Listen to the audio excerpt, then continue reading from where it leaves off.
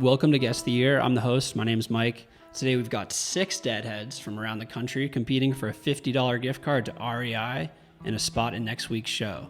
Here's how the game works. We'll play the first part of a Grateful Dead live track, and each contestant will use the messaging system to silently guess which year their performance is from.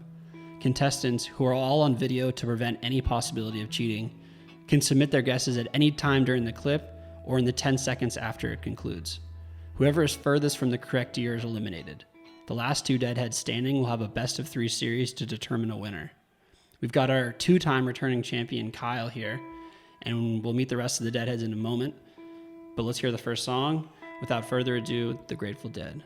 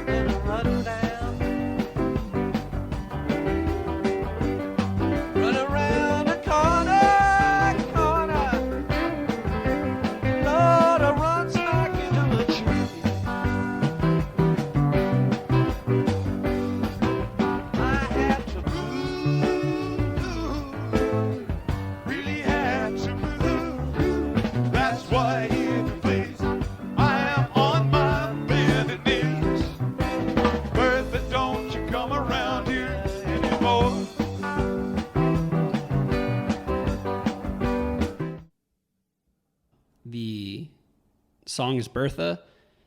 It was at the Portland Memorial Coliseum on May 19th, 1974. It was a wall of sound show, and it featured one of 3 live Money Moneys ever. A song I've never heard before. You're okay. Not missing much. No, you're good. Keep it that way. Okay. Riley is 18 years old, and she's from Los Angeles. You guessed 1974 correctly. You are the only one to guess 1974 correctly. How did you diagnose it? Yeah, I think I definitely got like a wall of sound sort of vibe. Definitely the piano was very bouncy in a way that's, I think, very indicative of that year. I kind of had that like raw sound of Bertha from like 72, but I think, yeah, it was more full, and the sound is more, it's more wall of sound. It's a little more jazzy. So I think that's how I figured it out. And you're 18, and when did you start listening to the Dead, and how'd you get into them? Oh, well, I got into them last year. I've just been a rock and roll fan for basically my whole life. So I thought it was, eventually I was going to, get into them one way or the other. They're this huge band. At first I was a little wary of, because I hadn't gotten into like jam bands before, but I was into kind of like folk rock stuff. So that was sort of my gateway in, and now I've been totally hooked. So you kind of just found it on your own. You just listened to like a lot of music and just ventured. Yeah. I got into them, I think, because I was a Jimmy Buffett fan, and then he does 2 covers. He does Scarlet Begonias and Uncle John's Band, and then I wanted to listen to the originals, and I got really into them. Amazing. Thanks for playing. So Knob, you guessed 1973. You are also safe. You move on to the next round. You are 23 from New Jersey. Yes. And why'd you guess 73? The piano was also a big key for me. It was very much you couldn't hear the other drummer, so it was definitely, though I do think Mickey had already left by the time they introduced Bertha. I don't know, but That was it had that rawness. I honestly, at one point, and you wouldn't let me re-guess it, I'm glad you did because it was further away. I thought it was 72 for a minute when I didn't hear Donna doing the harmony. But yeah, it had that 73 feel, but I can see it being a 74. Love it. And how'd you get into the Dead? I'm a second generation Deadhead. My dad followed them from 85 until the end. And so growing up, Grateful Dead music was always in the house. It's just I knew these songs before I could articulate like what, I don't know, the world around me was. So it's just kind of always been. And then when I was in college, I don't know if it was a nostalgia from home or just finally getting the right circumstances of life, but I really started deep diving into the canon for myself and really just loving this music. Well, two other people also guessed 1973, I should have said. Nob did, as well as Luke and Kyle. We'll go to our returning champion, Kyle. I know you're big into music, and I was wondering about your musical background and how also you got 73 here. Really, like everybody else mentioned, it had this 73, 74 vibe. I went with 73 mostly because I don't know if you've done a 73 yet. You've done some 74s. So I figured, fuck it, I'd give 73 some love. I just have very like promiscuous ears. I come from a family of people who are like big into music, and they were always turning me on to stuff. So I was listening to all the classic rock stuff, growing up, and I was born in 74. So like in the 80s, that was like my, current hits and stuff. So I was into the Police and Van Halen and Guns N' Roses and all that shit. And I graduated high school in 92, which put me like in a great era for the end of the Dead run. I mean, I saw them in 80, 89, 90, 91, and 92. And then by then, I guess I just moved on to like Smashing Pumpkins, and I was angrier in 1992 than I was in 1989. Great. Luke is 31. He's from Elliott, Maine. Is it Elliott? Yep. Okay, it's not some like French word or something. Like ET, Okay, cool. Luke, you also guessed 73. You're on to the next round. We've gotten a good breakdown of the sound, but how'd you get into the Dead? Yeah, absolutely. Oh man, I mean, it goes back to when I was a little kid. My parents were having a yard sale, and this hippie guy pulls out a record in the bin my parents are selling, and it's the Skull and Roses record. But I was like, why do my parents have a record with a skeleton on it? And then fast forward, 13 years old, getting into classic rock and stuff as a kid. I decided to pick up that same CD and. Went to Rat Dog shows, further shows, followed Fish and whatnot. And it's been a big journey of my life since then. How'd you like Rat Dog? Oh, I loved Rat Dog. Because they performed like a mix of like Dead and non-Dead songs, right? Yeah, I liked it because it was its own band, It wasn't like Bobby playing in like a Dead cover band in a way, Thanks, Luke. Dylan, you guessed 1971. Sadly, you are eliminated. You were not far off. Everyone else is just on their shit today. I soiled it, man. You're 24. You're from Winston-Salem. Again, you were not far off, but what'd you hear? So somebody said the 73 thing, right? So when I think of 73, I think of like the second set, Eyes of the World, starting to get a little jammy, right? So when I think Bertha, I just think like 71. I don't know. It felt very simple and basic. Didn't hear Donna on the harmonies either. So that was like, maybe Keith is just getting into the piano. Donna's not really doing much. That's my explanation, but man, am I disappointed. I'm sorry, Dylan. Yeah, it's tough. No, it's okay. Well, talk to us. How'd you get into the Dead? So second generation Deadhead. My dad was huge into him. Followed him, but late 80s. He's a huge Brent fan. So naturally heard all the songs growing up, and then I play guitar too. So once I started learning more on the guitar, then I could start to play Grateful Dead, and that was really cool to me. And then I just have been obsessed for, I don't know, 8 or 9 years now. So when you play Grateful Dead on the guitar, I'm guessing you're playing like Jerry's parts and kind of soloing and messing around. Well, so I loop. So I started with like learning the lead, Jerry's thing. But then Bobby's rhythm playing is so unique and just very intricate. And it's distinctive of Bobby, of course. So then I started to learn his way of playing. So I kind of do a loop where I like loop Bobby's stuff and then play Jerry's stuff over it. So I'm like Bob and Jerry in one. But in a very minimalistic way. That's a big claim to make, you know.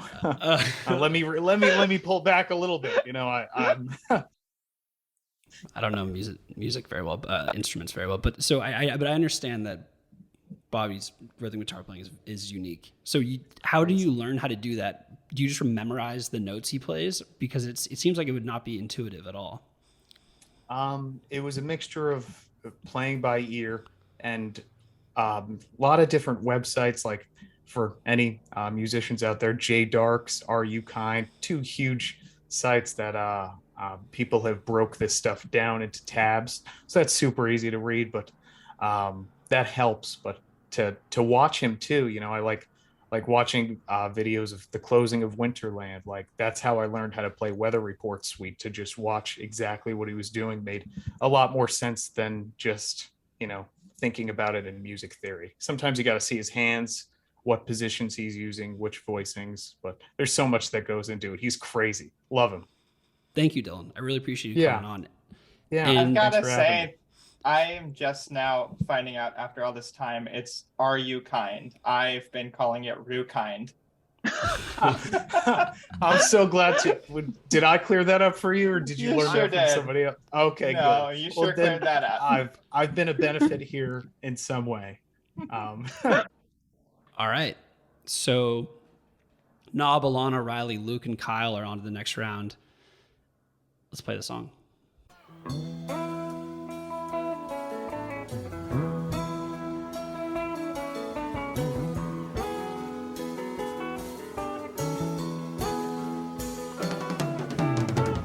I've seen where the wolf is slept by the silver stream, and I can tell by the mark he left you were in his dream. A child of countless dreams, a child of boundless sea. What you are, what you meant to be. Speaks his name, though you were born to be. Born to be, Cassidy.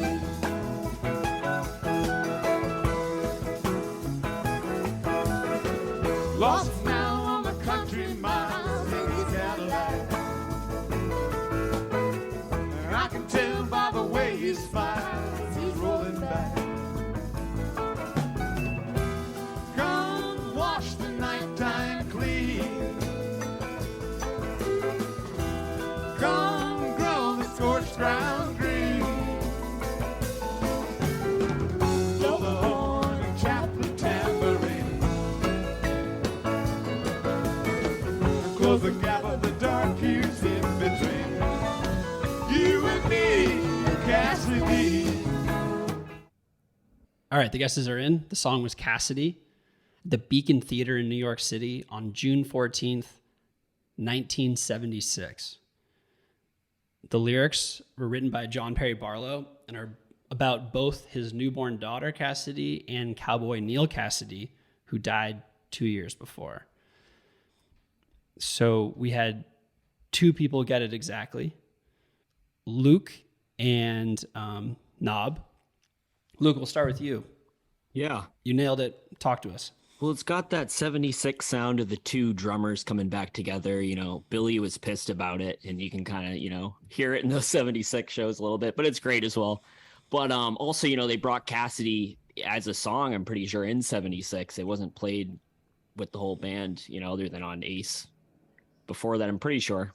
Don't quote me on that. I think there was a one-off in 74. Okay, there's some, maybe Cow Palace 74. Okay, there are some 74 ones. You're right. 76. Totally. No, thank you for that. But you know, Don is there, the two drummers. Yeah, it's great. Those Beacon Theater shows are great, and the Boston Music Hall ones, and as well. I think beforehand, there's those two, and then the Beacon ones. Great work. Okay, Knob, you also guessed 1976. Yes. How'd you figure it out?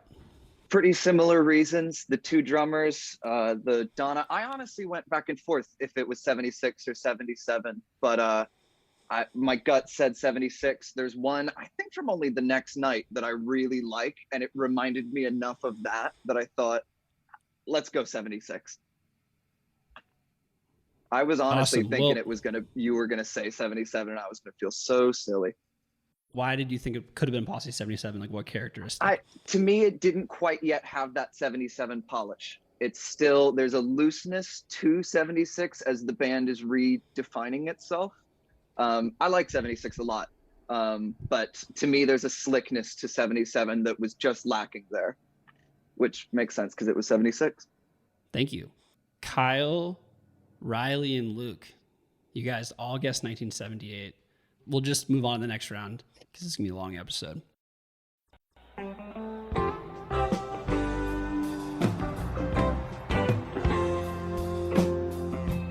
There are times when you can beckon. There are times when you must call. You can take a lot of reckoning, but you can't take it all. There are times when I can help you out, and times when you must fall. There are times when you must live in doubt, and I can't help it all.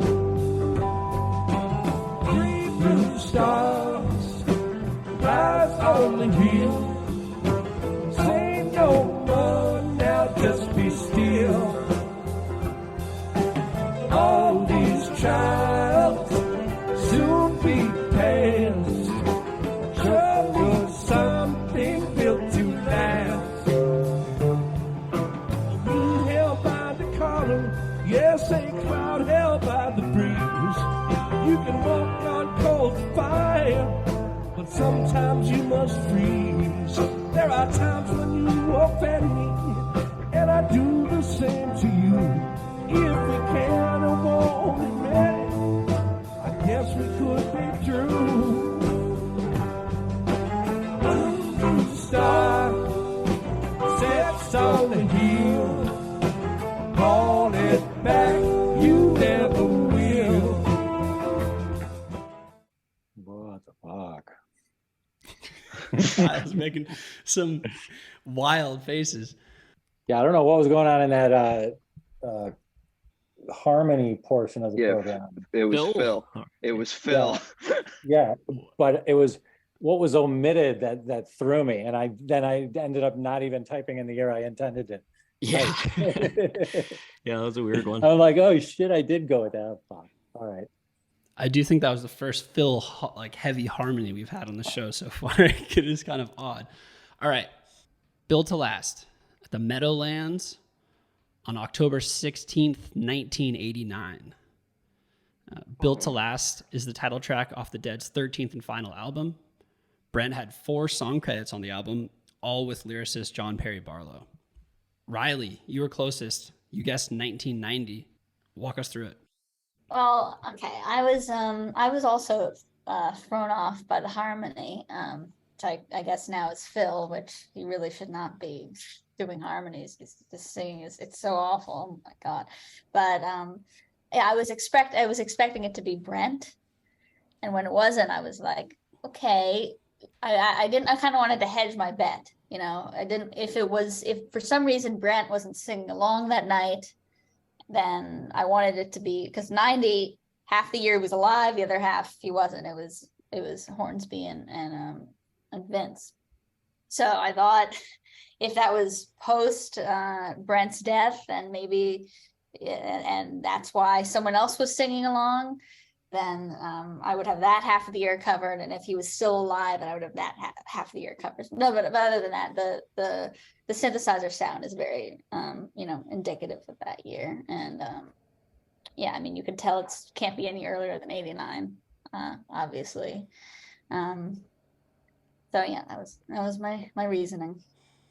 Great. Playing the game. I like that. Yeah. Kyle and Luke both guessed 1991. Kyle, I'll go to you because you were gesticulating and moaning. Yeah. I mean, whatever that caterwauling Phil was doing threw me off. But Brent, I could spot. I intended to type 1990, but for reasons not entirely clear, I typed 1991. So I'm hoping I get through to the next round. but all of the reasons stated, I mean, it was clearly Brent. I love that song. I mean, it's a great song. It's one of the like great, late era songs. I saw him play it at Alpine Valley in '89 and I dug it, and it's a good song. Nice pick. I also like that song. Thank you. Luke, anything you want to add? Great tune. Yeah, for some reason I didn't think Brent was on there. I don't know why. Love Brent so much. It just maybe because the Phil vocals were so loud, it just threw me off. But yeah, I thought it was 91. I thought maybe it was Hornsby and Vince. Alannah, you guessed 1992. You're also safe. Why'd you guess 92? You know, I'm with Luke on this. I really didn't hear Brent in that. I love '89. It is one of my favorite years, and that just didn't sound like. I think it's a great year, and that didn't sound like it came from a great year. I was distracted by Phil, but also by Jerry. He sounded so rough and ragged, and I was like, this is gotta be in the 90s somewhere. They sound all torn up, and I think I was mainly caught up in the vocals to really hear Brent, but a lack of Brent vocals too. So that led me to 92. Great. Well, you're safe. Knob, I'm so sorry. You're eliminated. Okay. You guessed 1993. Yeah. Well, it was a mix of the previous stated factors. Jerry sounded a little rough to me. I couldn't hear Brent. And so I started listening for two keys of both Hornsby and Vince, but when it only sounded like one player, I shot for after Hornsby leaves instead of before Hornsby joins. So it's all right. These are the consequences of my own actions. They're devastating consequences. Yeah. I won't be able to look at myself in the mirror for about a week and a half, but eventually that week and a half will pass. They always do. Every week and a I half hope does. so. Exactly. Man, that's brutal because your reasoning was so thoughtful. I know. And sound, I really thought it know? out. Can I at least plug my podcast before I leave? Of course, Knob, hit it. It's Help on the Way. It's a Grateful Dead podcast where every week me and two other people, Deadheads, will listen to a randomly generated show, and we talk about them. And sometimes they're really good, and sometimes they're really bad. It's the Grateful Dead, baby. So Help do on the Way you- podcast do you, everywhere but like- Spotify. Oh, sorry. Say it one more time. I talked over you. No, Help on the Way pod everywhere except Spotify. We got kicked off of there. Oof. Okay, so do you guys play the show, pause, chat, talk over the show? How do you do it? We talk for about like a half hour, 40 minutes, and then we play one of the sets of the show. We decide which one we like more. I look forward to listening, Knob, and thank you for coming on the show. Thank you for having me. Have a good rest of the show. Okay, Kyle, Alannah, Riley, and Luke, let's play the next song.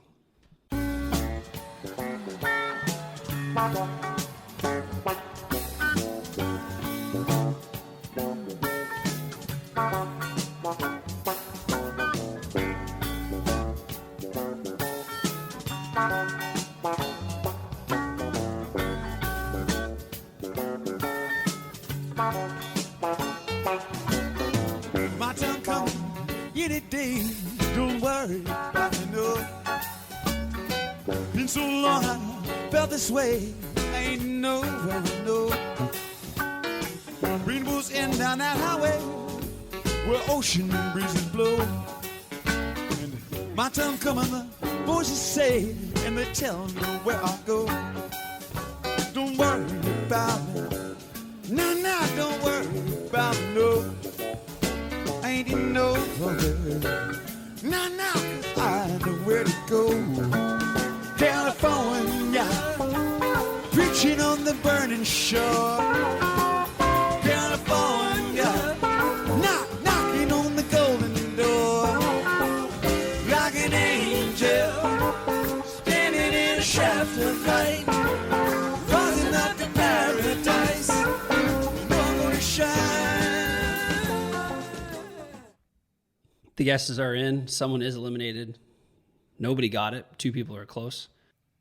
It was Estimated Profit at the Kiel Auditorium in St. Louis on August 4th, 1982.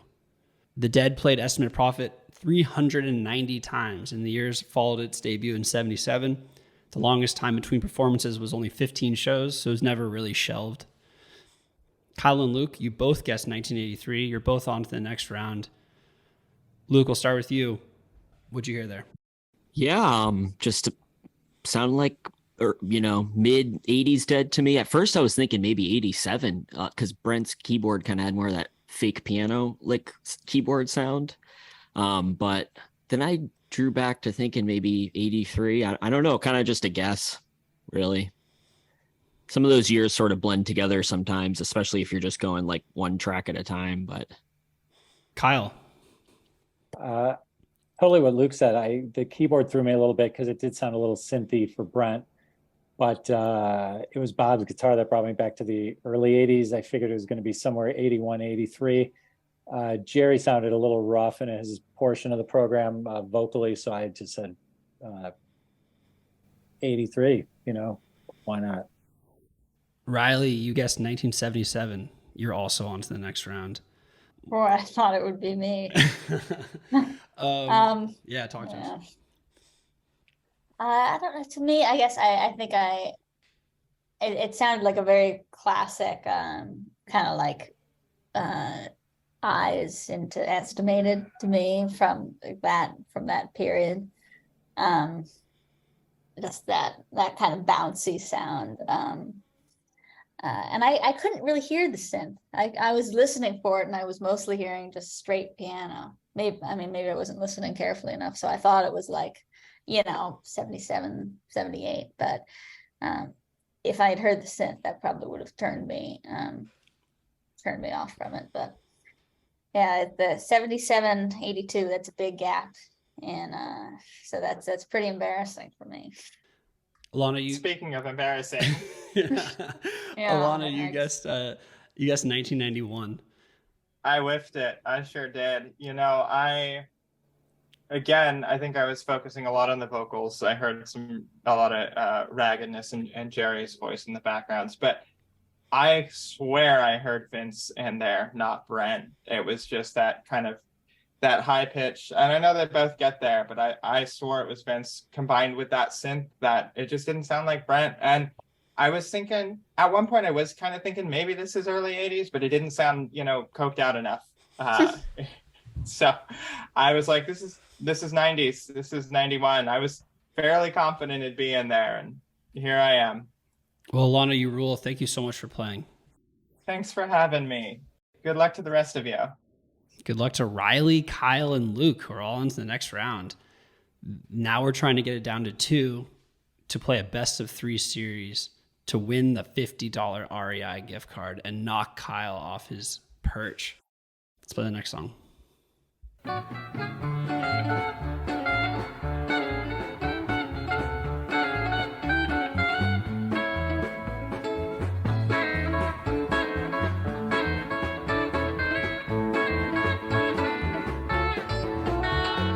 Laid back in an old saloon with a peso in my hand, watching flies and children on the street. When I catch a glimpse of the black-eyed girls who giggle when I smile, that little boy wants to shine my feet. And in 3 days ride from Bakersfield, and I don't know why I came. I guess I came to keep from paying dear. So instead I've got a bottle and a girl that's just 14, and an invocation of the Mexicali. Yeah, used to anything, but ain't no stand to lose. When the devil wants to take it all the way, just when he thought keep that grip on your boots, just thinking and thinking of all I have today.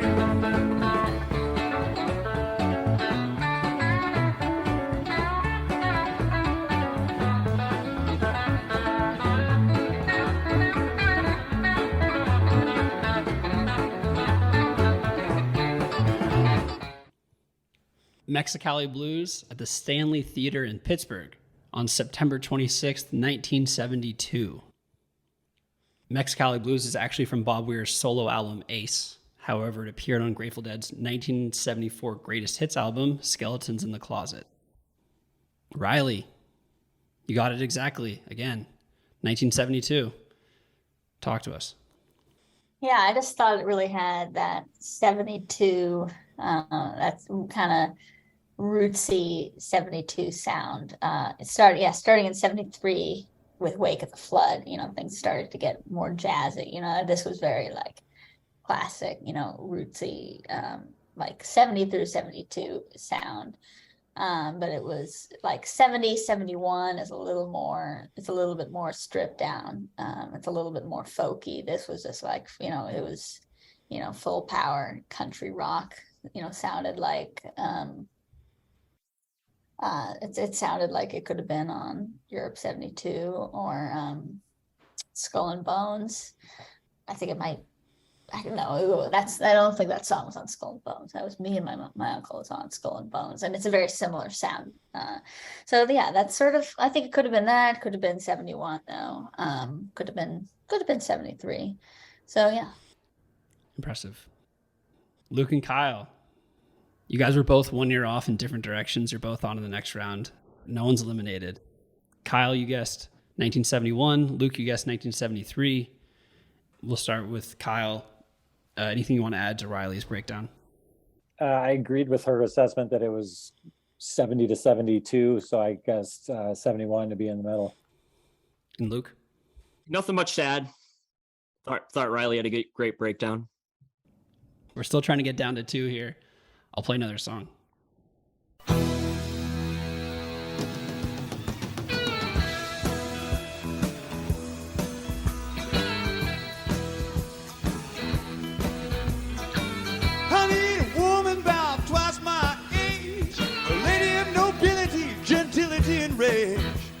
Splendor in the dark, landing on the drive. We'll go right through the book and pray. Each and every law, I got a feeling it won't go away. Oh no. Just one thing, and I'll be okay. I need a miracle every day.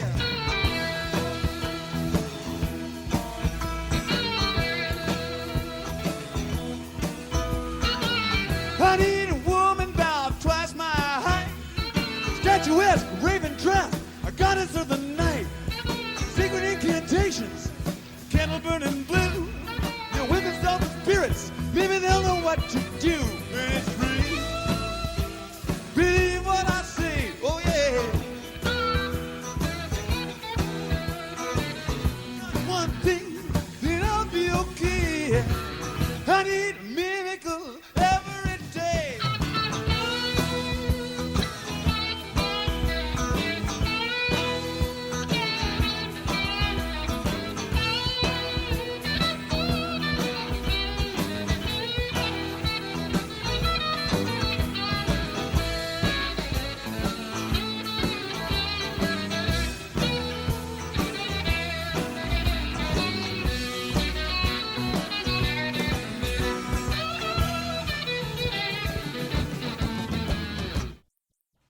I Need a Miracle at Winterland on October 17th, 1978. The song is from a run of shows following the Dead's return from Egypt. Slides from the band's trip were projected for fans. Luke, you got it correct. You guessed 1978. You are on to the finals. Walk us through it. That's some coming back from Egypt energy right there, 78, Jerry has kind of like that like fuzzy sort of tone, like not that it is a fuzz pedal, but like his, I don't know, there's extra grit than compared to 77. I feel like also 78's like a little weirder and like they almost like rock harder at certain times, even though 77, is more pristine in a lot of ways. Yeah, I don't, that had like a lot of energy to it. It's great. Okay. Riley, you guessed 1985. You are on to the next round. We're just gonna go to Kyle real quick. Our departed champ who guessed 1994. Yeah, this was just a total fuck up. I heard piano. It sounded like so buried in the mix. I couldn't get a gauge really on who it was. There was just something about the sonic quality of it, the sound of it, where I just didn't think it was older. It just sounded like newer. And I stopped going to shows in '92. I wasn't a big like Vince era fan. and I knew you were eventually going to throw some bullshit from 94 and 95 at us. So I was like, well, out of lack of any other option, I'll go with that. But I was like, I mean, I can't even do the math of how far off I was. So I concede my crown to one of you. Excellent work, both of you. Ryan, how old are you? Great job. You're 18? Yes, yeah. Yeah, you're really good at this shit for 18. Well done. Oh, thank you. No, you're a two-time champion though. You know, that takes a lot of skill. Well, you become a legend by taking out a legend. So one of you clearly are on to big things. Thank you, Kyle. Riley and Luke, you guys are on to the best of 3 series. Let's do it.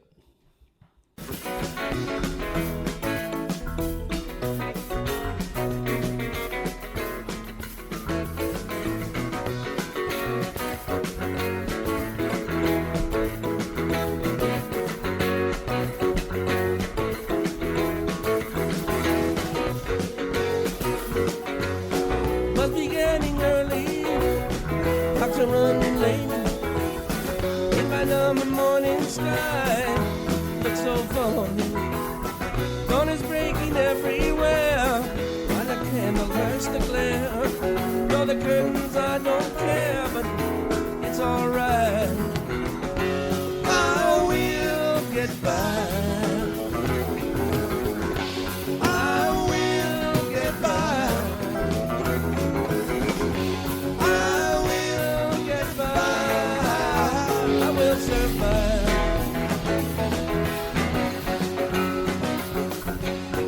See, you've got your list out.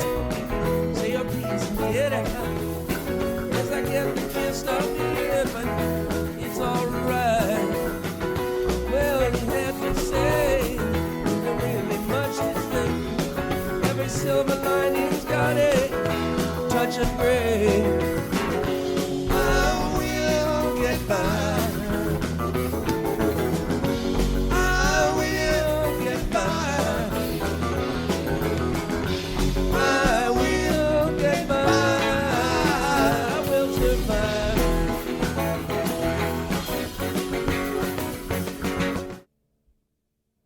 Touch of Grey, Starlight Theater in Kansas City, July 3rd, 1984. It was a really frenetic Touch of Grey, and it came after Scarlet Begonias and before Fire on the Mountain, and then there was another Scarlet Begonias. The band was reportedly experimenting with cocaine at the time. Yeah, obviously. Luke and Riley, you both guessed 1983. No one gets a point. Riley, what'd you hear? Yeah, I definitely hear that kind of coked out manic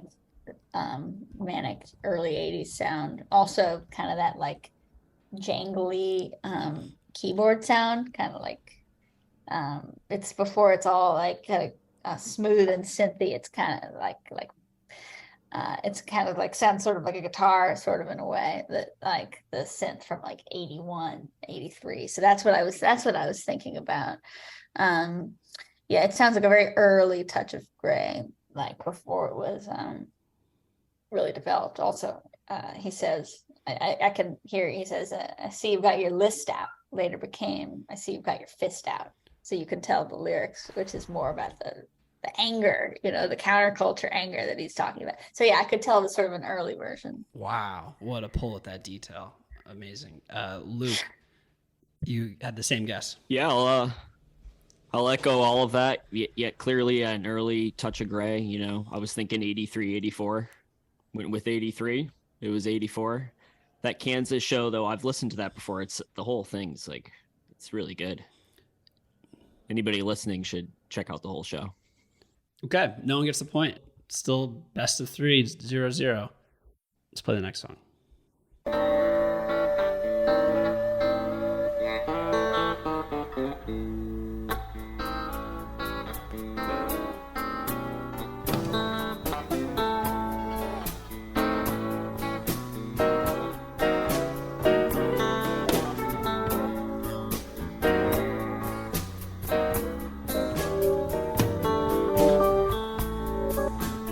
All of my friends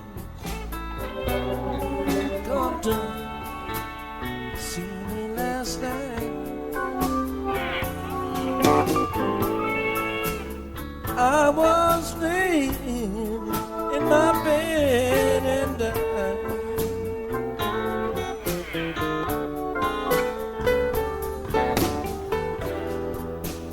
Anybody know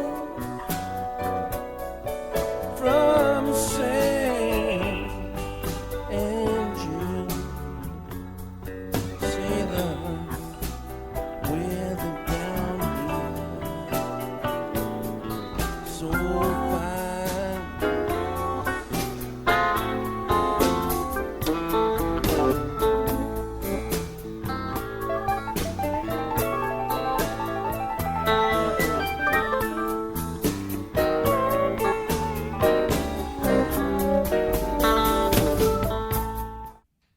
All right, the guesses are in. Black Peter at Soldier Field on June 22nd, 1991.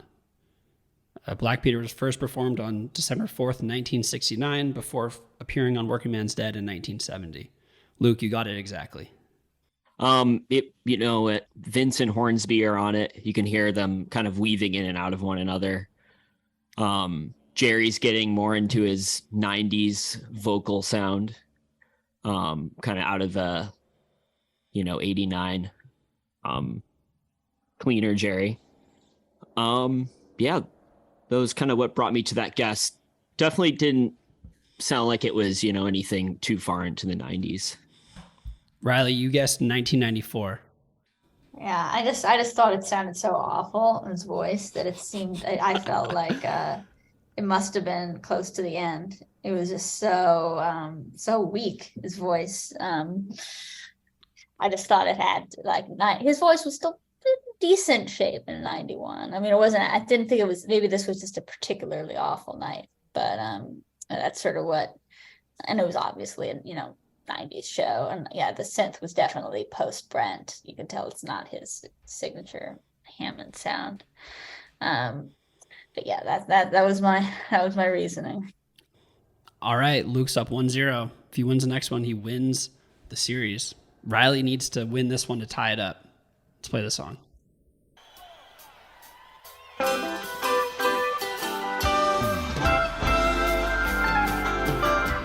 Lazy Latin, sleepy fire in your eyes. Is that desire in disguise? Keep on trying, but I can't get through. Lazy Latin, I'd like to find the proper potion, the kind of capture your emotion. You're right beside me, but I can't get through.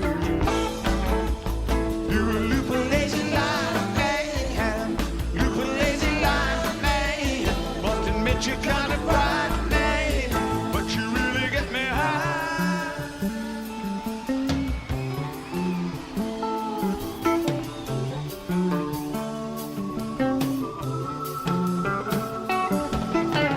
Lazy lightning, when I hear your velvet thunder, it seems so now I start to wonder, would you come closer? If I asked you to, lazy lightning, were you messing with my reason? It's an obsession, but it's pleasing. Tell me a line, I will swear, I'll swear it's true. You're a loop of lazy lightning, loop of lazy lightning. Must admit you're kind of frightening. Loop of lazy lightning. Rope of fire am I? Rope of fire ever tighten? Rope of fire am I? Either lunacy or lightning. Guesses are in. It was Lazy Lightning at the Nassau Coliseum on May 15th, 1980. Luke, you guessed 1979. You were closer. You are the new champion. Congratulations. Thanks. Let's hear it. Thank you. Thank you. You went up against some stiff competition. You prevailed. How'd you diagnose that last one? 79 or 80 sounded like early Brent, just joining the band. He wasn't really like, you can hear those early Brent shows because he almost isn't playing out as much or even singing out as much as he does even when he gets into 81 or 82. So that's kind of why I got that guess. just by Brent's meekness, basically. Yeah. I feel like he was, he's not trying to overstep his boundaries yet in the band. So it has to be like 79 or 80. Congratulations. Riley, you guessed 1977. You had a great run. You're a prodigy. Oh, What'd you thank hear No, there I- on I had tough competition. 1977? To me, it just sounded like it had that like really tight, kind of aggressive, like hard driven 77 sound. I couldn't really hear much of Brent. So I assumed that it was a Keith show. So that speaks to a higher level of listening that Luke was capable of, to say, oh, that was actually not that it was Keith, it was a meek Brent. But yeah, no, it was that was an astute analysis. Thanks. Luke, congratulations. Appreciate it. Great job. How are you going to spend that $50 REI gift card? Are you thinking like a water bottle? Yeah, I'm part of the REI co-op, so I go there every now and then. So looking forward to using it. Thank you. Awesome. The reason we do REI gift cards, which is pretty random, is because I thought dead.net did gift cards, but they don't, which is anyone's guess. And I couldn't find like a non-evil company that did digital gift cards. So here we are. All right, subscribe to Guest the Year on Apple Podcasts and Spotify. For show updates, follow us at Guest the Year on Instagram. And if you want to be a contestant on the show, sponsor the show, or make comments, ask questions, email us at guesttheyearshow@gmail.com. Your gift card could replace the REI gift card. Just, I just want to give a special shout out. This past week, the Grateful Dead Instagram community was really, really cool to the podcast. Especially Jack was kind of like led the way on that, who was on the first episode. His Instagram's 8-sided whispering, and then kind of his community was really welcoming and kind of boosted the show up on Instagram. We went from like 5 followers, which is basically like a Russian bot, to sentience. So thank you to Jack and Skeletown, Too Much Too Fast, who are both make dead-centric designs, really cool ones. My friends wear Skeletons all the time. And then From the Lot, who, legendary Instagram account. Thank you for kind of spreading the word as well. And then also lastly, Ethan on TikTok. He does cool, like kind of quick bites on TikTok. Ethan J. Rosenberg 52. And he does short videos, and he did a really dope one about the show as well. Thank you to all of them. For the fun facts of the show, I relied heavily on Dead.net and Grateful Dead of the Day and their commenters. Thank you. And thank you to the amazing tapers whose recordings made this show possible. Congratulations to our new winner, Luke, and fairly well to our 2-time defending champ, Kyle. We'll see you on the Tournament of Champions later in the year, early next year at some point. And to our other contestants, thanks for playing. And remember, it's all one song anyways. Good night. Good night.